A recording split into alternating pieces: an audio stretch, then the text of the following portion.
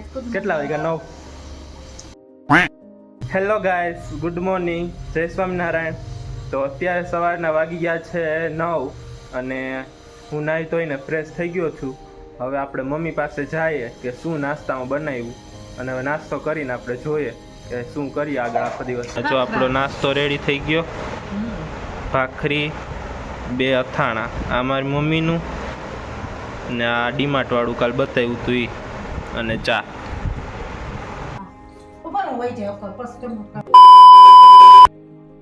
તો હવે આપણે નાસ્તો કરીને ફ્રી થઈ ગયા તમે જોયું એ પ્રમાણે ને હવે આપણે ભાઈબંધનો ફોન આવ્યો હતો કે થોડુંક ગામમાં કામ છે તો ત્યાં જવાનું છે તો હવે ત્યાં જાય તો તમને બતાવું આગળ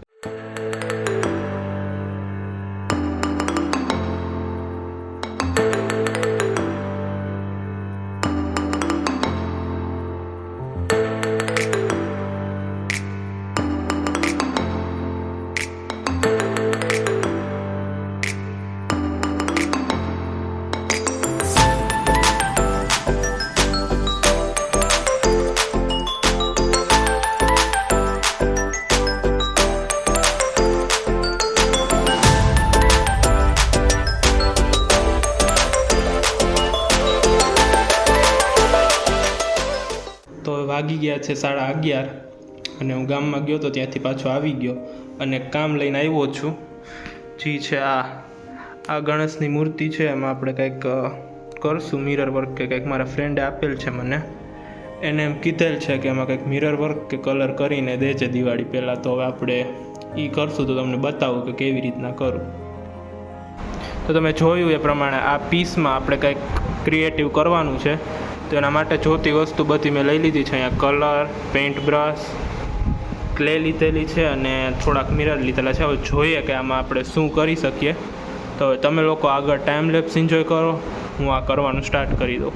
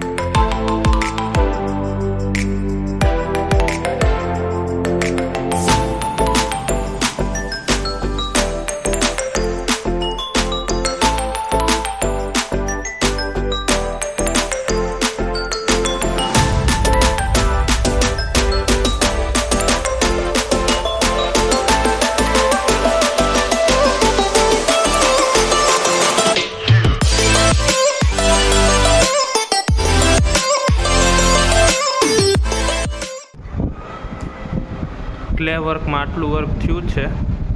હવે 1 વાગી ગયો છે તો મમ્મી જમવા બોલાવે છે તો હવે જમી અને બાકીનું આ ફિનિશ આપણે જમ્યા પછી કરશું તો ચાલો જમી લઈએ તો હવે જમવામાં છે રોટલી શાક 2 અથાણા ચટણી સલાડ અને આ ઊંધિયું અને 1 કેળું તો ચાલો જમવા તો હવે આપણે જમીને આવી ગયા છીએ અને હવે આ બાકીનું ક્લે વર્ક પૂરું કરી અને પછી આમાં કલર કરવાનું ચાલુ કરી દઈએ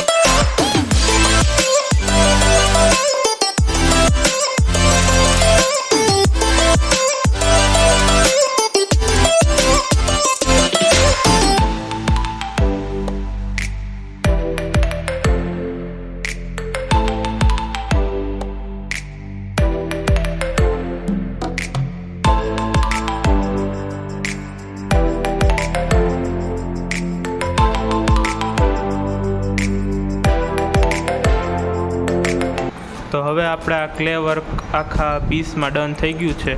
હવે થોડીક વાર આ સુકાય પછી આપણે કલર કરશું.